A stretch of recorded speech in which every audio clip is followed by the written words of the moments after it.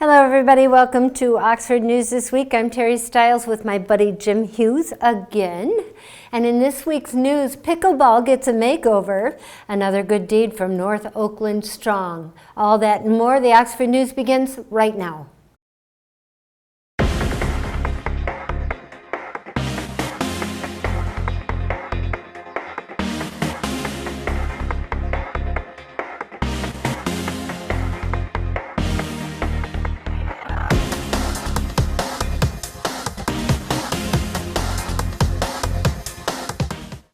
The nationwide phenomena of high student absentee rates impacts Oxford, and Oxford Elementary School Principal Jeff Brown is looking to lower them. As we mentioned last week, Brown presented plans to the school board that will help mitigate Oxford school absenteeism by increasing check-ins and check-outs. Due to studies shown, this increase turned out higher attendance rates. School staff are also attempting a parent involvement goal for absences, which includes a phone call or letter home after 5 days missed. Jim? Thanks a lot, Terry. New plans, the Charter Township of Oxford and the Oxford Township Parks and Rec Department planning expansions and accessibility improvements in the upcoming Oxford Pickleball after the Township Parks Recreation received a grant earlier this past month. The Fort County Community Foundation recently awarded $8,000 to the Oxford Township Parks and Rec Department to help expand and enhance the Seymour Lake Township Park pickleball courts. The money is heading towards the Pickleball for All project, which includes restriping to bring the number of courts to 8, purchasing public use paddles, balls, constructing a utility building for storage, and installing the first aid kit and an AED. The improvements are set to be completed this year. The aim is to increase process for fun, easy to learn new sport. The Pickleball All project includes funding from the American Rescue Plan Act, donations from the insurance groups, and proceeds from local fundraisers. Nearly 60 letters of support were actually written by local pickleball enthusiasts in support of the project, all which were included in that grant application. Terry? The donation escrow, known as North Oakland Strong, did not go down without a final good deed. The nonprofit organization was formed to support those impacted by the high school tragedy of 2021. After years of distributing close to nearly $200,000 in cash and goods to those in need, North Oakland Strong donated its final $10,000. The money will go towards the Caring for Oxford program at the Journey Lutheran Church. The program offers financial assistance to those who need help paying for mental health services. North Oakland Strong founder and Lake Orion resident Matt Pfeiffer said the nonprofit needed to donate the last of its final funds to support mental health care, the biggest remaining needs from the November 2021 Oxford High School shooting. The donation will fund nearly 100 sessions with mental health professionals. Very good. Jim? The Hannah St. Juliana Memorial Garden is set to be built at the Seymour Lake Park and had its first day of construction the 29th of April. Now the Michigan Economic Development Corporation will be supporting a match donation for the garden to help continue with the process. Donors' money will be doubled by Michigan's Economic Development Corporation if a goal of $50,000 is met. The Hannah Garden is a memorial garden, a healing space dedicated to the students again who lost their lives in the Oxford tragedy. The Memorial Garden is a partnership between the family of Hannah and Fort County Community Fund, along with community contractors and other businesses. The funding from the match donation campaign will provide a key piece of design, a steel tree covered by wisteria to be known as Hannah's tree. The campaign will also pay for material donation shortfalls for items such as stone, lighting, benches, and additional money will actually help endow the fund for annual maintenance. Currently, the fund has gained over $17,000, and a donation will continue through the 20th of June. To learn more about the Hannah St. Juliana Memorial Garden, check out the Facebook page. Terry? Even though we recently lost Wood Chips Barbecue, Oxford has a replacement with K-Block's Barbecue. Located where Wood Chips used to be, starting in Macomb County, however, the Washington Township establishment was established nearly 5 years ago. The family-owned and operated business has a mission to create the best barbecue in the state. Owner Brian, I think it's Knobloch, thought Oxford was the ideal place to open a second location to foster community while having a perfect place for a grab and go. Before launching the restaurant, Knobloch was an executive chef for 25 years. The chef team has traveled to Texas many times to pick up on the low and slow smoking method. Voted the best barbecue in Macomb County by the Detroit Metro Times, it's proof the menu favorites include a chicken and waffle sandwich and platters you can combine meats. The new barbecue place is open every day except Tuesday. Sounds good, doesn't it, Jim? Oh yeah, definitely. The Oakland County Jail recently passed a newly state-mandated inspection showing that the jail fully complies with state standards for cleanliness, safety, and other policies. According to a press release from the Oakland County Sheriff's Office on Wednesday, May 8th, Michigan Department of Corrections officers were at the jail the day before the annual inspection. They found the jail to meet state standards for cleanliness, food service, medical services, and overall policies and procedures. Inspectors had the freedom to view all areas of the jail, the lockup area, the general operations area, including food preparation areas, medical service areas, medical records, fire safety, and cleaning supply storage. In the press release from the Oakland County Sheriff, Michael Bouchard, said he is super proud of the whole corrections team that once again have shown that high standards and professionalism. Terry. And in the last story, as promised, the Detroit Institute of Arts installed a replica, the Seascape art piece Sunset by Martin Johnson Head. Or Head, I'm not sure how that you say that. The original is dated back to 1861. The replica is available for viewing through the end of October at the Township Parks and Recreation Building in front of the Senior Center. Additionally, the DIA and the Parks and Recs Department are teaming up to offer seniors ages 50 and older two free day trips, June 27th and November 14th, to the Downtown Detroit Museum. Each trip is limited to 40 participants and includes museum admission, bus transportation, and a musical performance. To register, call the Parks and Recs at 248-628-1720 or visit the website at oxparkrec.org.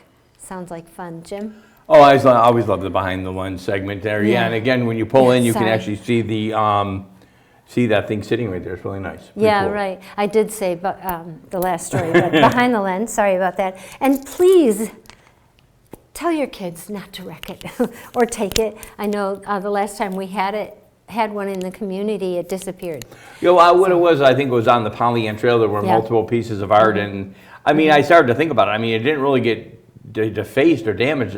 Somebody's got it hanging up somewhere at the house. Yeah. So maybe they appreciated it a little too much. More than we did. Well, I think it's a good place. It's right in front of the building. Yeah. There's a lot of activity here, but it's really cool. If you haven't seen it yet, come out and see it. Good stuff there. Yep. Coming up, and also, I think the reason why Terry said last story, because she normally does her last story. In our last story, our own Terry Stiles will have that today. Animals are larger than life. That's what we're going to call it. Up next, you know them, you love them, you find out all the information you need to know from them. Dave Kenny will have Auto Talk, Science in the News. You're watching Oxford News This Week, right here on Oxford Community Television. Hi, I'm Peyton Manning, and I'm partnering with the American Red Cross this year to tackle blood shortages. Giving blood's important because every 2 seconds, someone actually needs blood, and unfortunately, only like 3% of the U.S. population donates. So we have to step up to give and to make sure there's plenty of blood available for those in need. Visit redcrossblood.org to get in the game and make an appointment to give.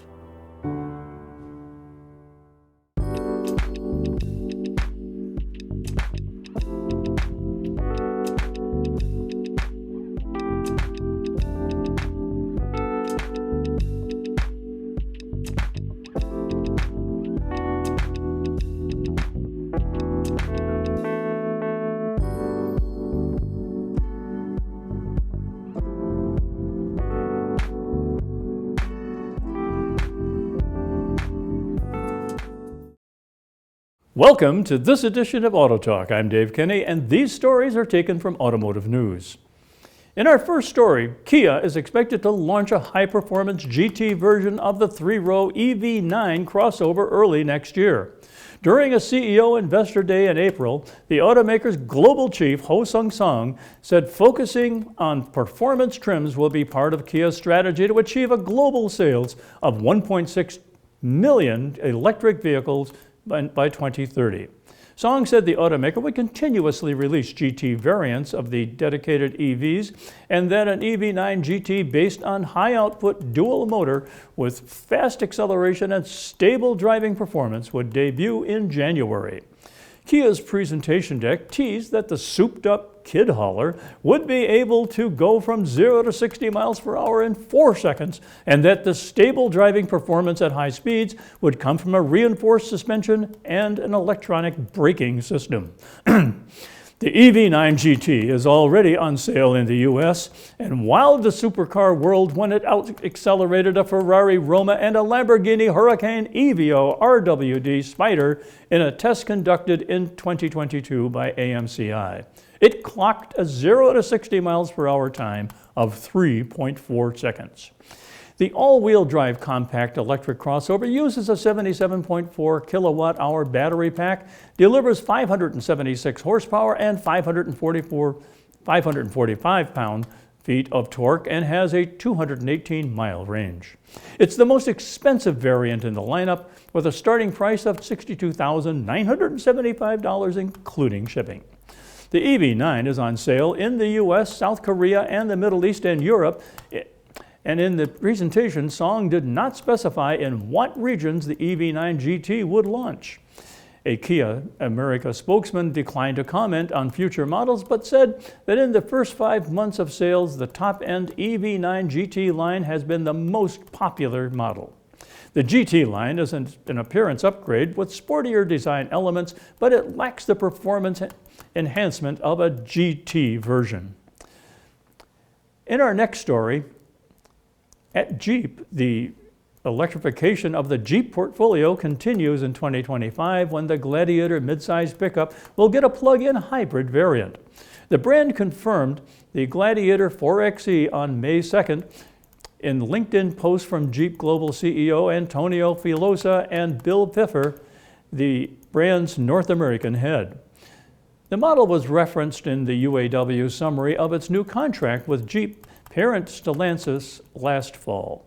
It's scheduled to be built at the Toledo, Ohio plant that makes the Jeep Wrangler and Gladiator.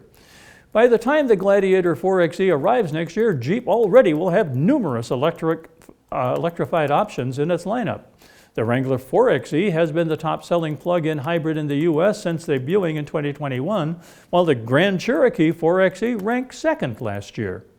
The 600-horsepower Wagoneer S midsize electric vehicle is slated to arrive in the fall, followed soon afterwards by the Wrangler-inspired Recon EV that will offer open-air driving experiences. Stellantis' UAW contract shows the Wagoneer and Grand Wagoneer getting range-extended electric versions in 2025, with fully electric versions coming in 2027. It lists a battery-electric Grand Cherokee arriving in 2027 as well. The Wrangler is slated to get fully electric and range-extended electric versions in 2028. Stellantis is introducing its range-extended electric powertrain this year on the Ram 1500 Ram Charger. Well, that's it for this edition of Auto Talk. I'm Dave Kenny. Stay tuned to Oxford Community Television. On October the 4th, my daughter was diagnosed with a rare malignant rhabdoid tumor on the spine.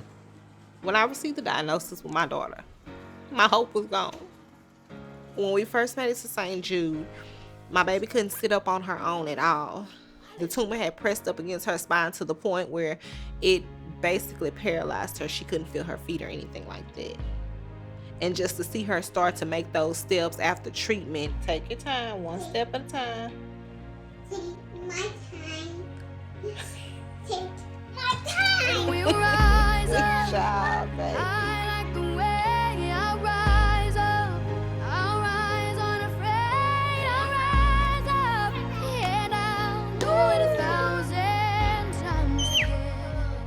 it was just like a miracle. It was amazing. I was like, thank God for St. Jude.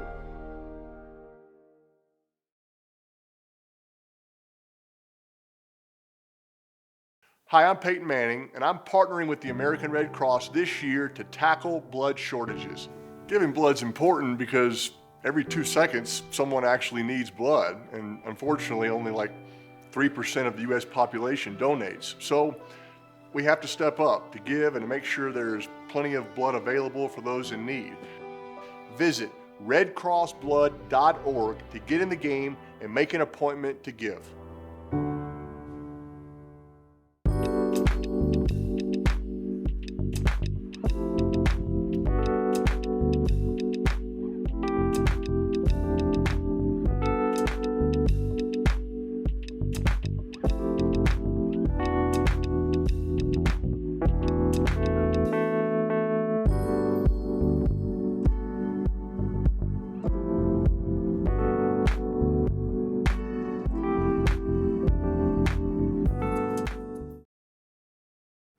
And hello, everyone. In sports this week, a lot of spring sports coming to an end, but never fail. We are going to be out there covering the U12, U14, U10, and senior softball. I know Dan and I are looking forward to that.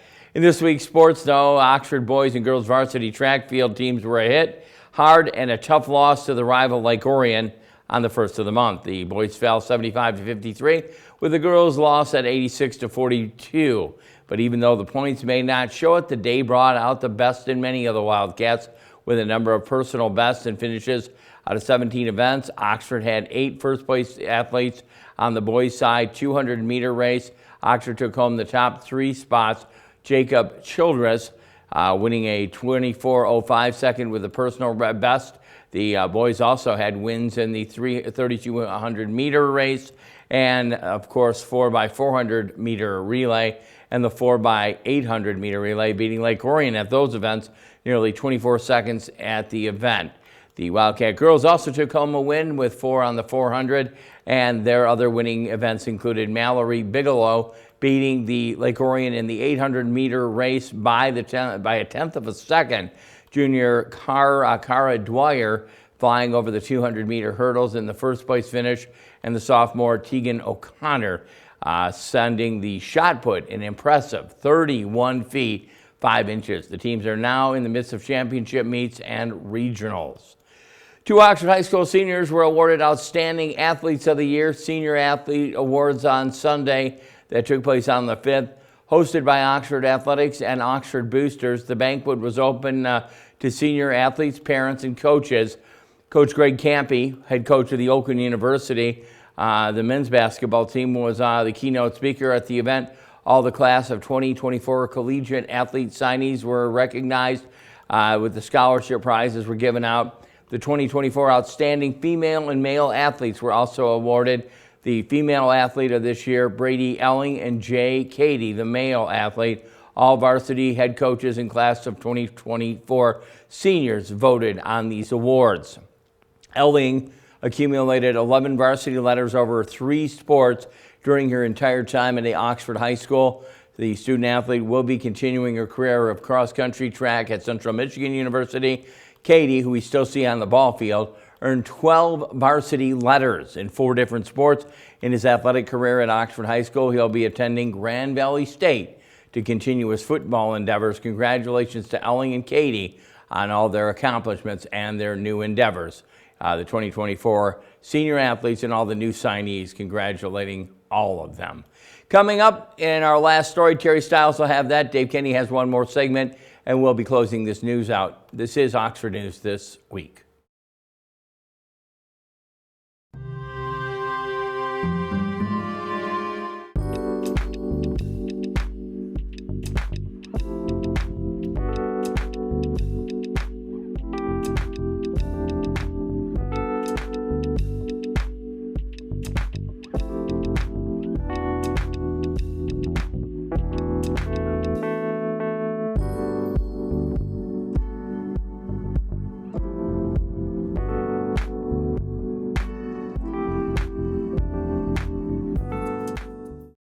Welcome to Science in the News. I'm Dave Kenny, and this story is taken from New Scientist.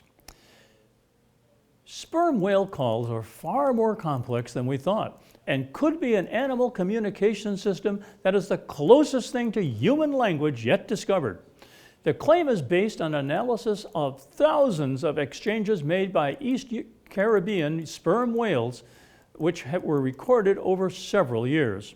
It's really extraordinary to see the possibility of another species on this planet having the capacity for communication, says Daniela Russ at the Massachusetts Institute of Technology. We used to believe that we were the only ones. Sperm whales are long-lived animals with complex social lives, with females and their young living in small groups. They hunt their prey, mainly squid, using echolocations that involve streams of regular clicks. It was known that whales often vocalize at each other with short bursts of irregular click patterns lasting a few seconds, but their significance was unclear. They dive together, they eat together, they hunt together, says Russ. There is so much collaboration, and we hear their vocalizations while they are doing all these activities, so the question is, what does all that stuff mean? To investigate, Russ and her team analyzed nearly 9,000 sperm whale calls that had been recorded using devices stuck to the animals with suction cups as part of a monitoring project conducted between 2014 and 2018. Previously, it was thought that this group of whales used 21 different click patterns known as codas. In the latest analysis, the team found that there are only really 18 different basic codas, but they can be changed to give several further levels of complexity. For instance, sometimes a known coda would have an extra click tagged on either at the start or the end, and this often seemed to indicate that it was listening whales' turn to speak. Another discovery is that sometimes known codas are stretched out by slowing them down while maintaining their rhythmic pattern. Based on these findings, the researchers estimate there are several hundred possible click patterns, although only 156 were seen in this data set. They have drawn up a sperm whale phonetic alphabet to help them classify future recordings. The whales also seem to be adding complexity by combining different codas and sequences in a way, the same way that human language involves adding together different letters to make words.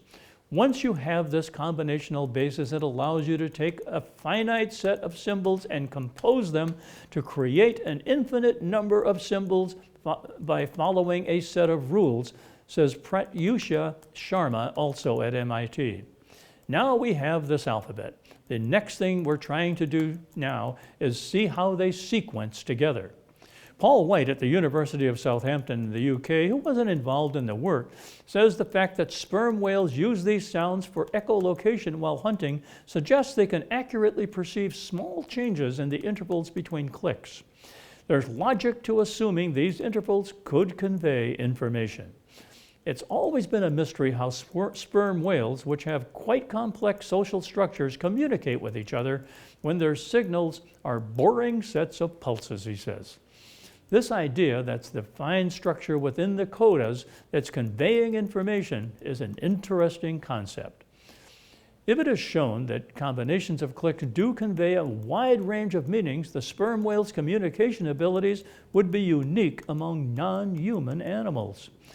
Some other species, including various primates, can signal to each other with a small set of calls or movements. For instance, some monkeys use different alarm calls to warn each other about various predators, such as leopards, snakes, and eagles, which would require different escape strategies. But these communication systems are too limited to be classified as language, which is usually defined as unfettered expression of thoughts into signals. So whales, keep on talking, we're listening. Well, that's it for this edition of Science in the News. I'm Dave Kenny.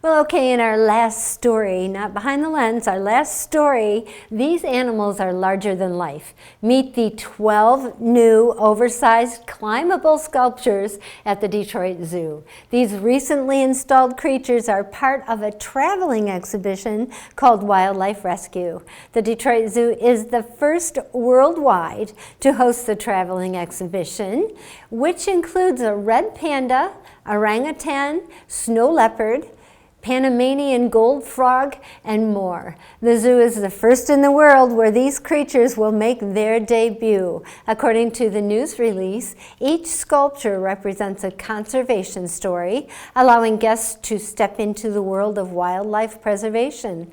Visitors can read about the species on signs that are part of the exhibit. Wildlife Rescue is created and produced by Little Ray's Exhibitions. The sculptures will remain at the zoo through September. What a fun summer event for kids.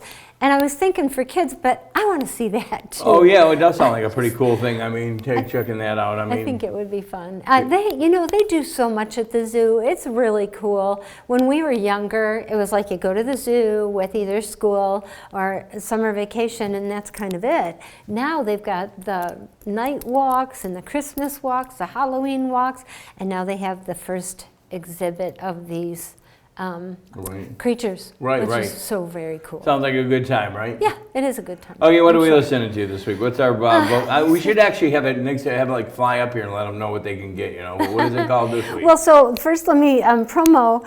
A lot of libraries sell books that are no longer in their displays, in their cases, and so I bought a series of Native American stories, and I bought 4 of them for $2, which is really cool because I've been paying $20 to download books, and I do go to the library and rent them. But anyhow, this is Native American series, and this one's called Shapeshifter. And there are all 4 of them are mysteries about somebody got killed somewhere, and the detective is finding out how that happened.